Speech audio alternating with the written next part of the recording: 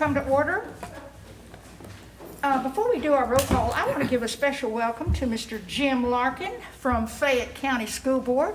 And we just want to welcome you to our school board meeting, and we're glad you're here with us at Arlington today. Thank you very much for having me. Yes, sir. Absolutely, yes, sir. Roll call, Ms. Gore. Mr. Benjamin? Present. Ms. Conlon? Present. Ms. Williams? Present. Mr. Lamar? Present. Dr. Dion? Present. All right, I'm going to ask Ms. Conley, would you lead us in the Pledge of Allegiance? And please remain standing for a moment of silence. Pledge allegiance to the flag of the United States of America and to the republic for which it stands, one nation, under God, indivisible, with liberty and justice for all.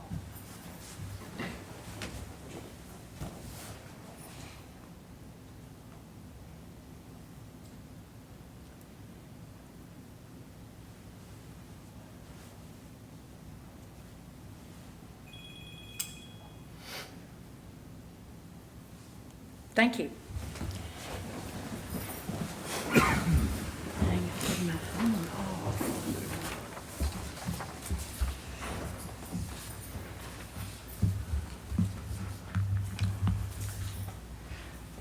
Okay, we're going to citizens' comments. And I know we already have one person who wants to speak. She has already completed her form to speak. And if you would, once you're up here, please state your name and address for the record. There's a 2-minute limit per speaker. And as you know, it's not, as I've already talked to Ms. Klob, that there's no question and answer period, but we certainly will be listening to you. So Jill Klob, if you would come forward, please. Now I'm on the spot. Sorry about that. I've rehearsed over and over again in the car on how I wanted to present things. First of all, thank you very much for your joint with Lakeland School. My name's Jill Klob. I live in Lakeland, and both my children are in high school now, and I really do appreciate the opportunity for them to attend your school district. And It's yours too. but they're very excited that they don't have to go back to Lakeland. So I don't quite know what that means, but Arlington has a lot more that my children are enjoying with their high school experience.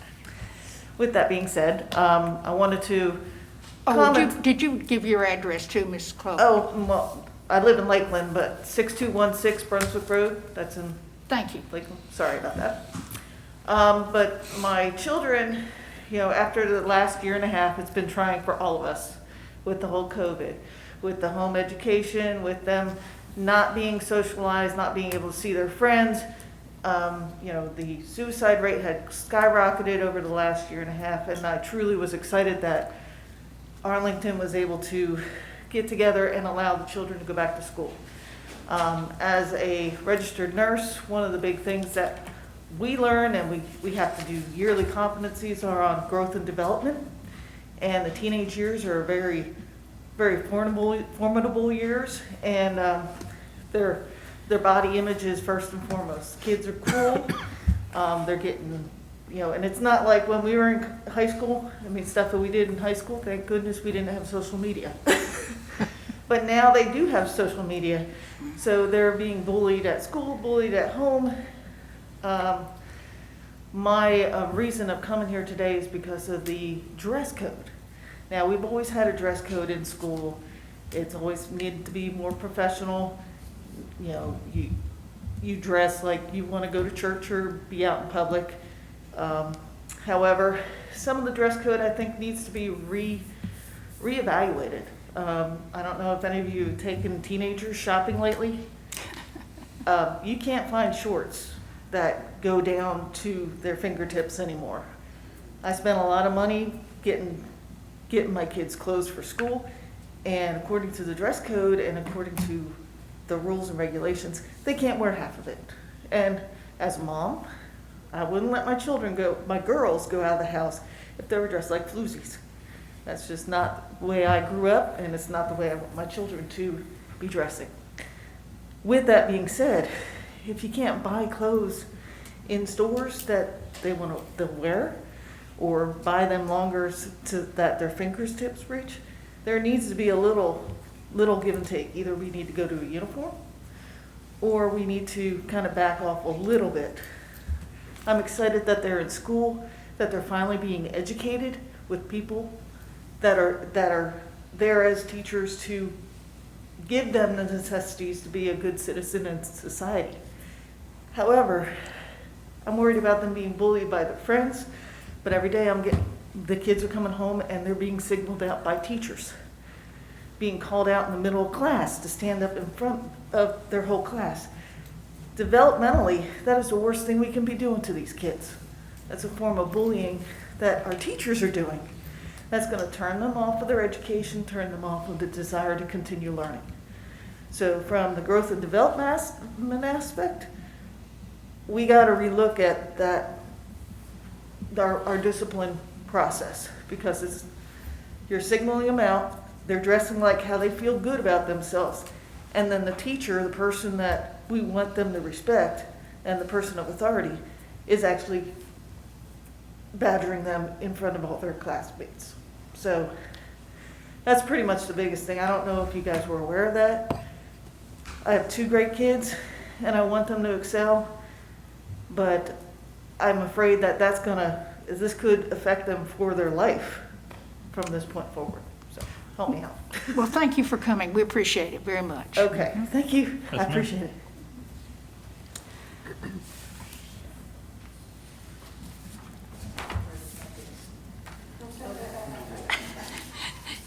Is there a motion to approve the September 28, 2021 agenda? So moved. Second. It's been moved by Mr. Lamar, seconded by Mr. Benjamin. Is there any discussion? All those in favor say aye. Aye. Opposed, say no. The ayes have it, and the motion is carried. All right, we'll move on to reports. Chairman's report. I'm glad you didn't do it during my report. Chairman's report.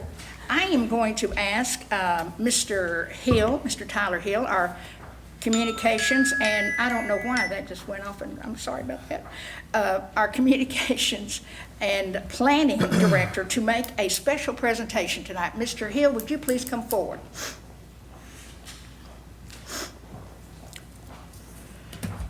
Good evening. Thank you, Ms. Williams. Well, tonight I have a different kind of report than you would normally expect out of me. Now, typically there's one very specific person to give this type of award, but the person who normally gives the award is actually being nominated for the award himself. And so it would be a little strange for him to give this award to himself. So I'm here to do it on his behalf. One of our teachers from one of our elementary schools has nominated Superintendent Jeff Mayo for the Plus Experience Award. Yay. And so I'm here to read that nomination and present it to you tonight, Mr. Mayo.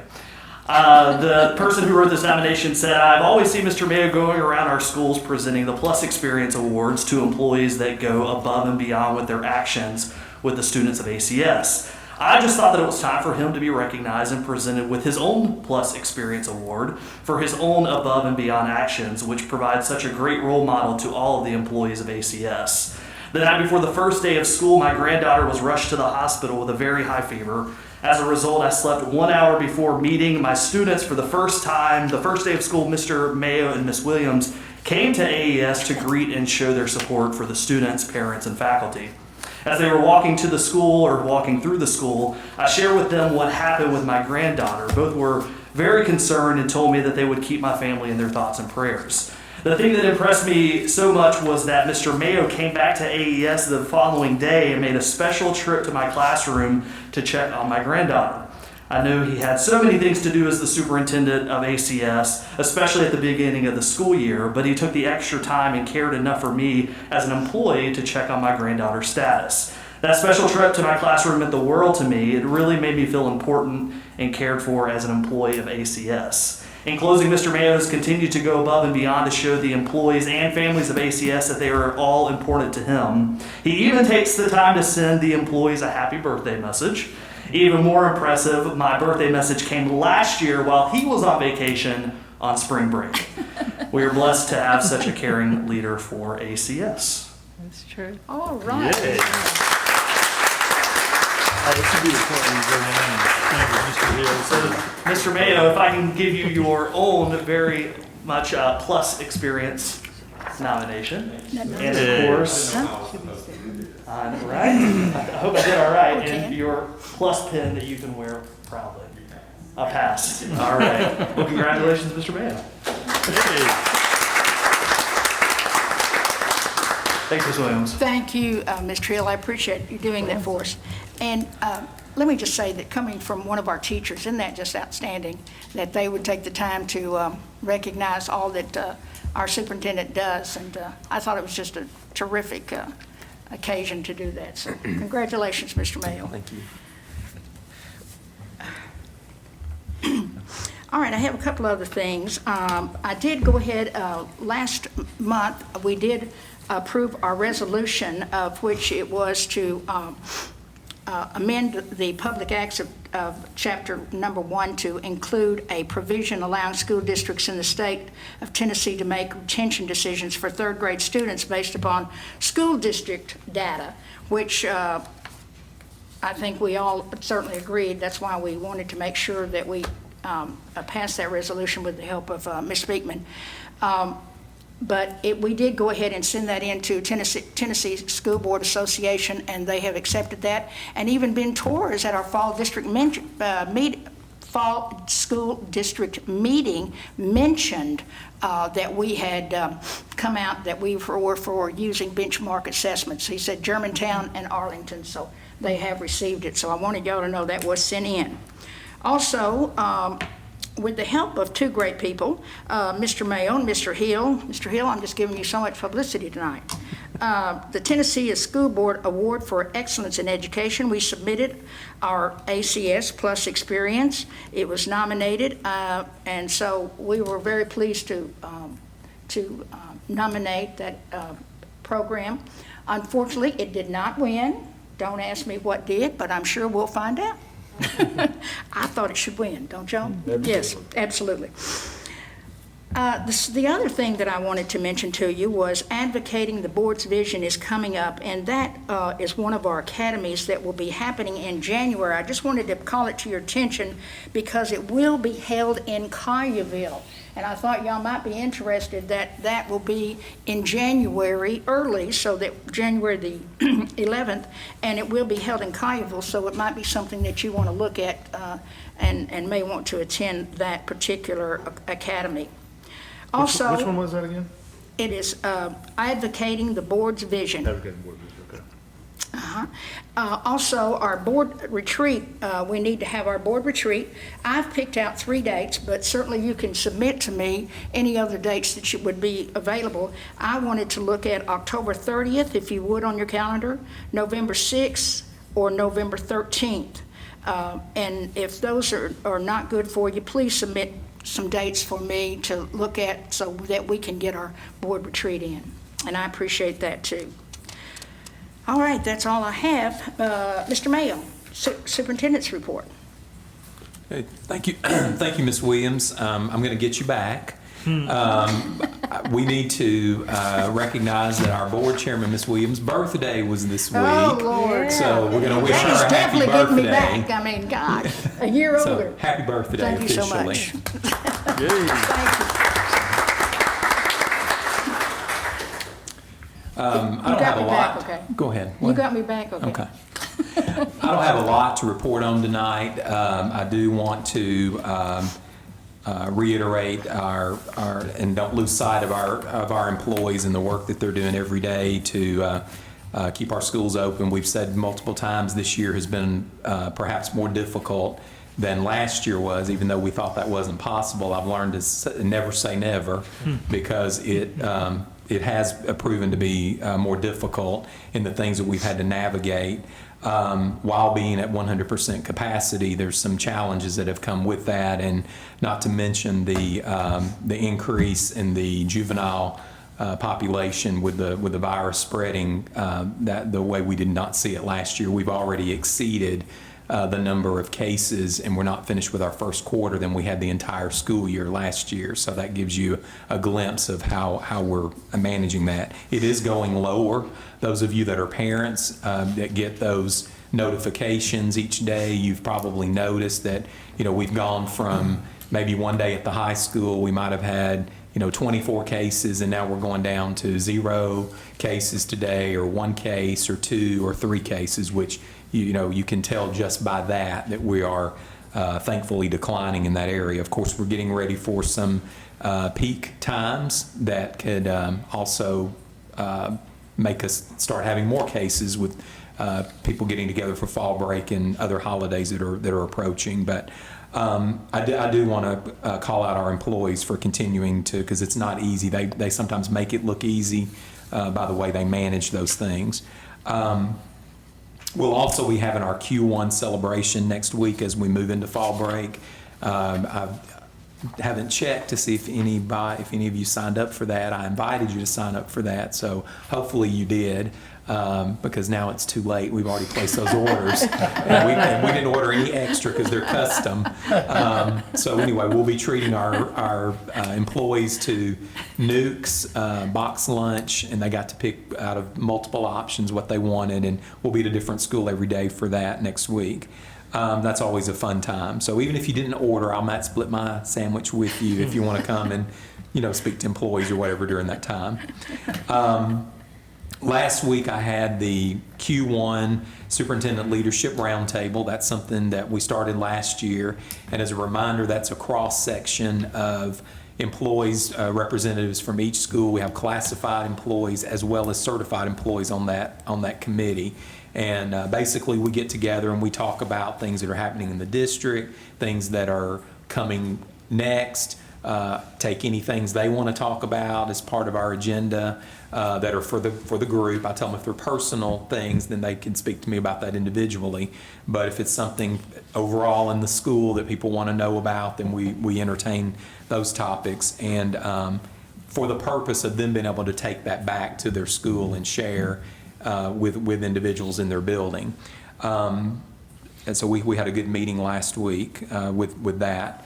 I've also completed office hours. That was something new that we added this year, where I went around and just informally sat in schools and kind of waited, kind of was bored a couple of days of people waiting to come see me. Not a lot came, but we had a few, and I'm working on a couple of things as a result of that, for some suggestions or just some things that employees raised that maybe they weren't comfortable raising in a large group. So I do feel that that's been effective, and so we're looking at some things. Dr. Clark and I have been looking at a couple of things that would be related to her area if we move forward with any of those.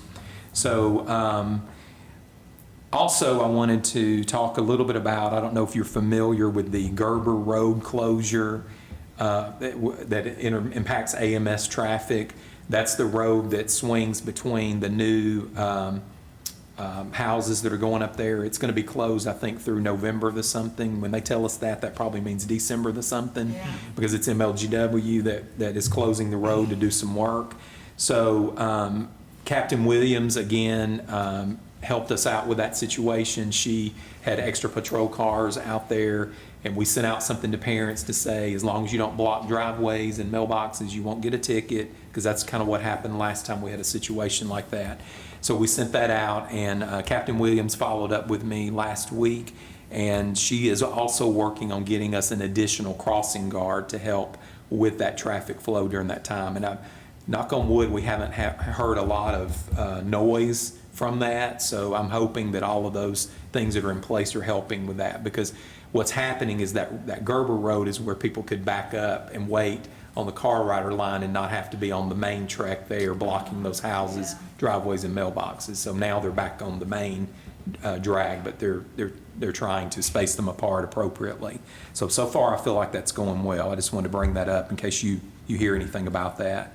Also want to thank everyone who came out for the Arlington 5K. That's obviously that's a fundraiser, grant opportunity for our employees, and so it's a really nice day that day, and a great day for for a run for those of those that were brave enough to do that. I participated, but I didn't run.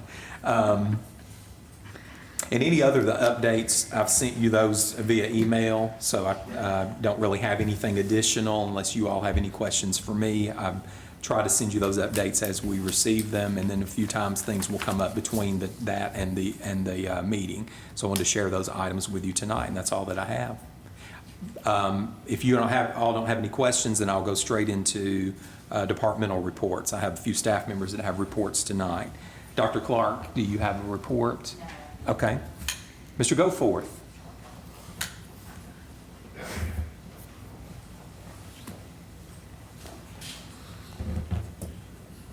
Good evening, board members.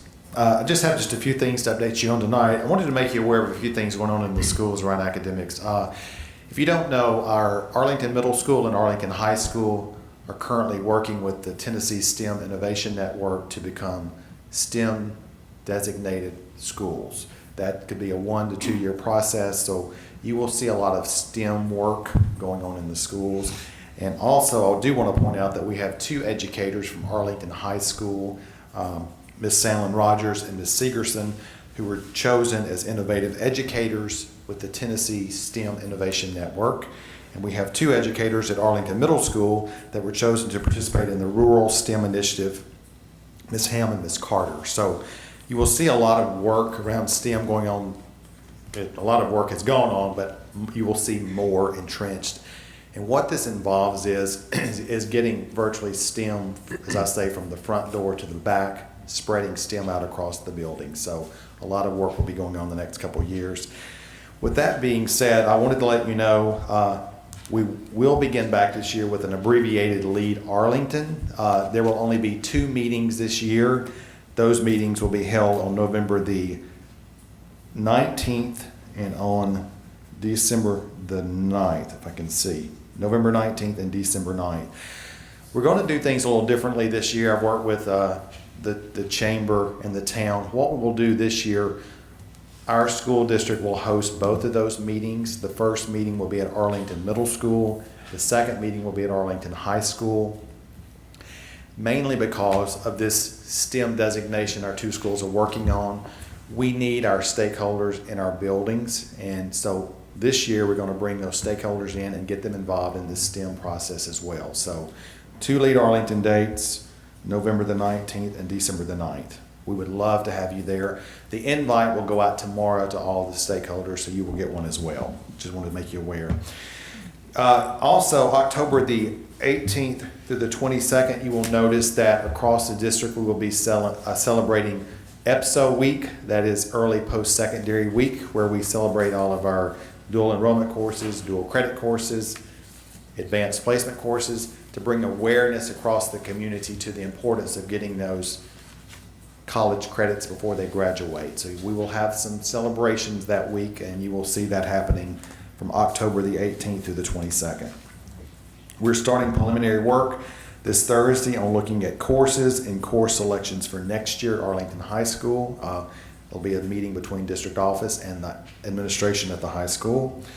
Also, we will have our second meeting tomorrow of our grade scale review committee. We're currently studying the grade scale, as you know. That second meeting will be tomorrow, where we will come back and we will share the results of the surveys and also the feedback received from stakeholders across the community. So that second meeting will be tomorrow. And the last thing just wanted to share is you will notice on this Friday the CLNA will be available for our stakeholders. That is the Comprehensive Learning Needs Assessment that's associated with CTE. So that is a survey that goes out to get feedback on what programs we need to sort of look at moving forth at the high school. So is it, hospitality? Is it tourism? Is it logistics? Those type of things. So it's part of our Perkins grant that we're required to do. So it's a simple survey that will be available for people to give feedback on about what we need to move forward with in CTE. And that is academics. Any questions? Let me make a point that 2 years ago, Mrs. Rogers was awarded the STEM Educator of the Year by the Air Force Association in the state of Tennessee. So you're on the right track. Absolutely, and actually, Mr. Lamar, when we submitted our application for the STEM designation at the state, we added that to the application to make sure they were aware of that. Right. She's outstanding, so Yeah. thank you Thank for bringing that up. Thank you. Thank you, Mr. Goforth. Ms. Douglas?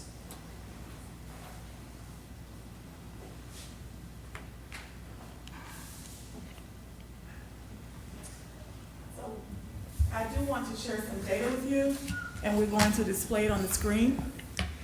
Just a couple of slides. But I wanted to bring to everyone's attention, I guess over the past 2 or 3 months, the state has been slowly releasing different data points.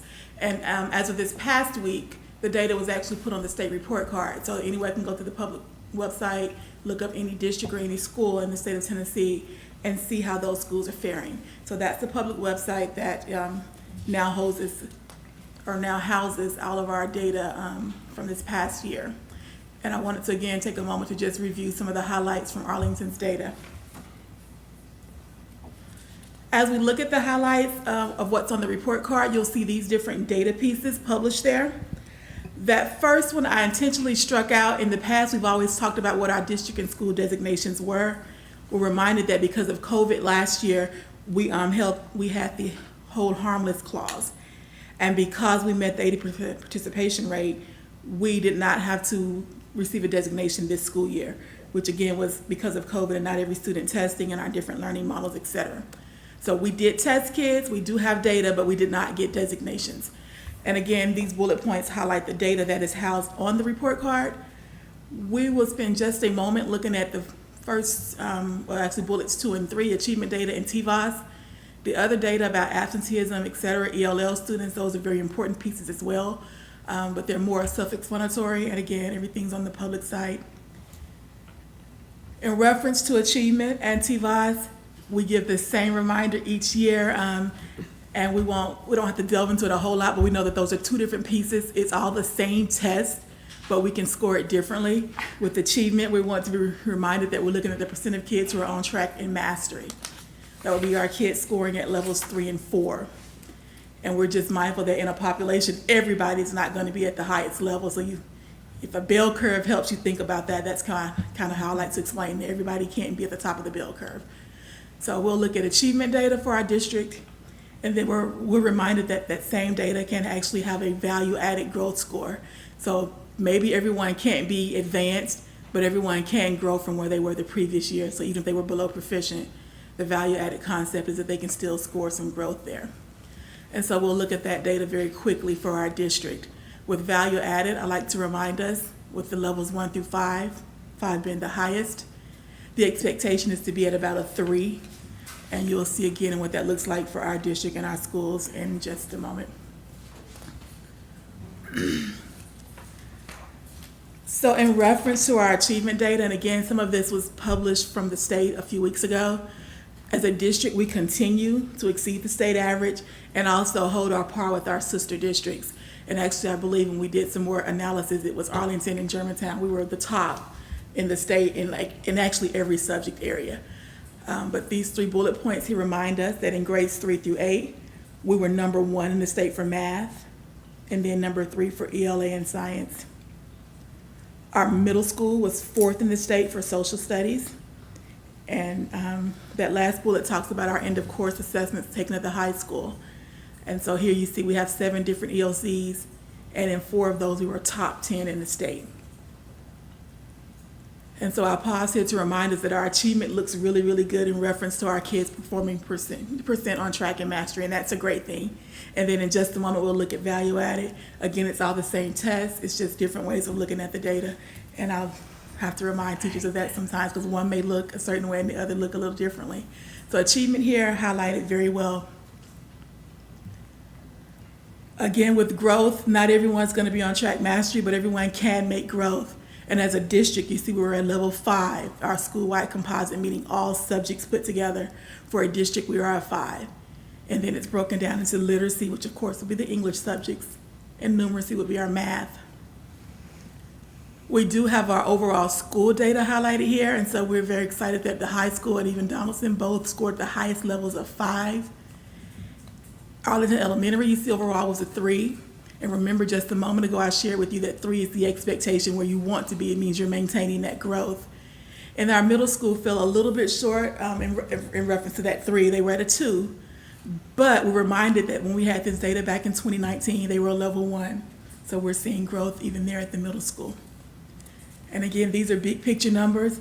As individual schools, we've drilled that down and went further to look at each grade level, each subject, and we work with teachers in their PLCs to kind of look for strengths and things that we need to improve on. So big picture numbers here. It does go a whole lot deeper when we do our meetings with our schools. But the takeaway here is, as a district, we were at overall 5, and that is the highest score for growth. Another data point I'll share with you is the graduation rate. Again, it's on the state report card, and the state did not do a big release on this one, but you can just see for our last class of 2021, we're 96% with our graduates, and that was mindful of the COVID year, et cetera, so we can still see some growth with our graduation rate over the years. So in reference to all of that data, again, it's live for anyone to look at. Teachers have been using this for the past few months within their schools to kind of plan. And we have one more piece with this data, and it's coming in October, and I want to highlight it because it's one that teachers have, I guess, expressed some concern to you guys about as well. With last year, we haven't calculated levels of effectiveness today, meaning last year's observation scores, because they have their observation scores, but then they also have this data that we just looked at. And the state has not loaded this data into the platform yet. So teachers don't see their overall level of effectiveness from last year yet.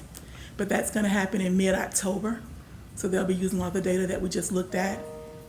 And we'll also be talking about what it means to be held harmless, because remember, they can have that nullification option. And so right now we're just waiting on the state to give us their guidance and their memos, but we know that those pieces will happen in October with these data sources. And that is it, big picture for the data. And I'll take any questions anyone has. Nah, thank you very much. Thank you, Ms. Douglas. Mr. Ruff?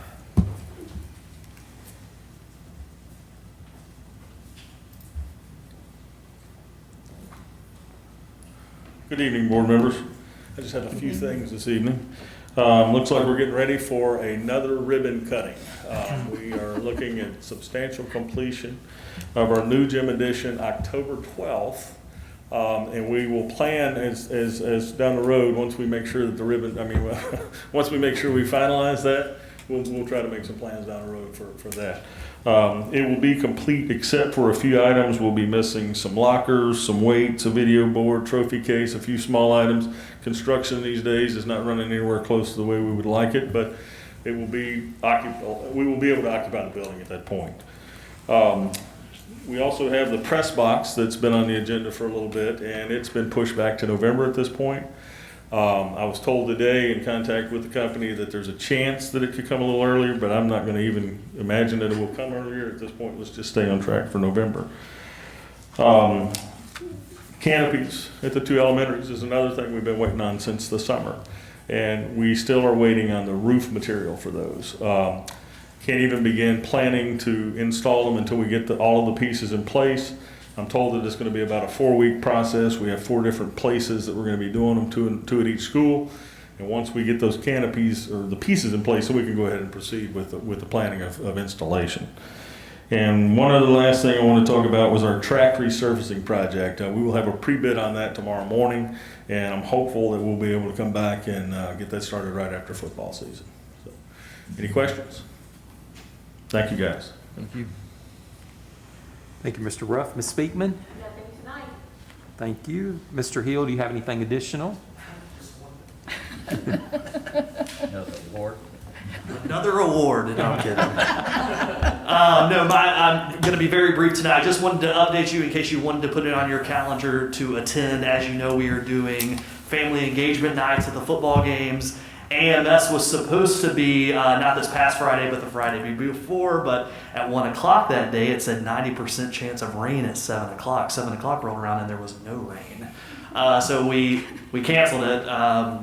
So anyway, we rescheduled that for October 8th. That will be the Arlington Middle School night. They have a lot of things planned. I think their faculty plans to get there around 5:30 to grill out and play some games. You're more than welcome to come early as well, hang out with the AMS faculty. But their choir is going to be singing the national anthem. Their cheer and dance teams will be performing as well. And they have a couple of other student activities going on too. So that's October 8th. We have now combined the elementary nights together because there were only so many more games to choose from. And so both elementary schools' family night will be on October 29th. Okay, that's all. Thank you, Mr. Hill. And that concludes my report, Ms. Williams. Well, thank you, Mr. Mayo. All right, our financial report, Ms. Roberts.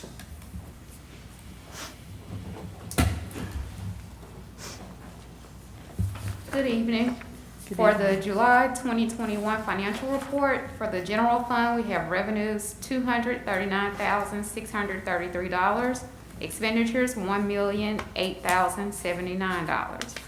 For the nutrition fund, we have revenues of $27,973, expenditures of $11,666.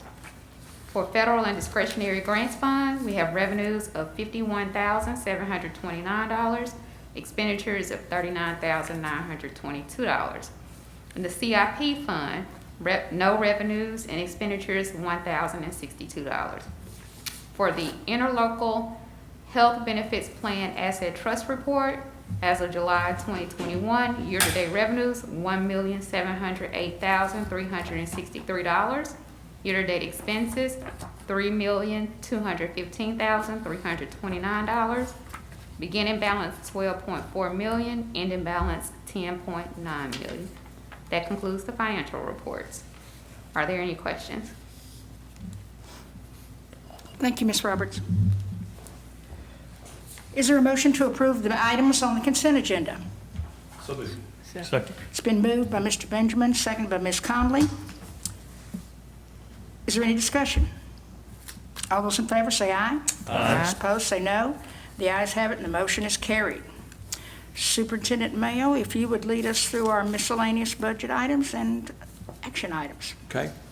So the the only item under miscellaneous budget items is ACS Resolution 2021-15.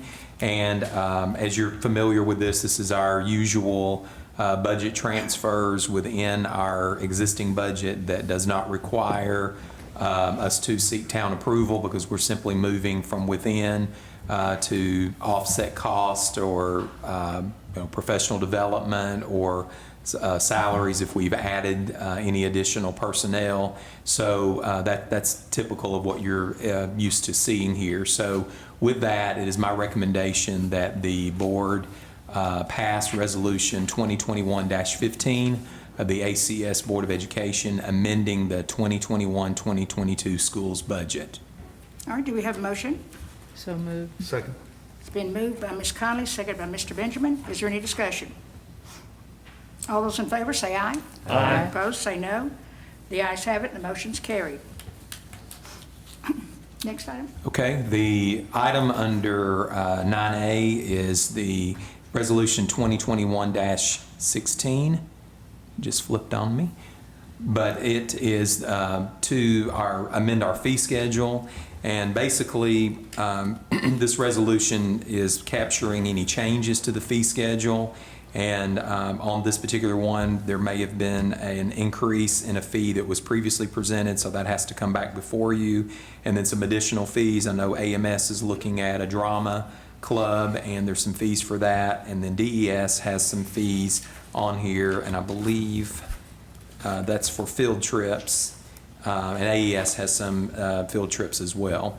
So with that, it is my recommendation that the board approve Resolution 2021-16 of the ACS School Board amending the 2021-2022 schools fee schedule.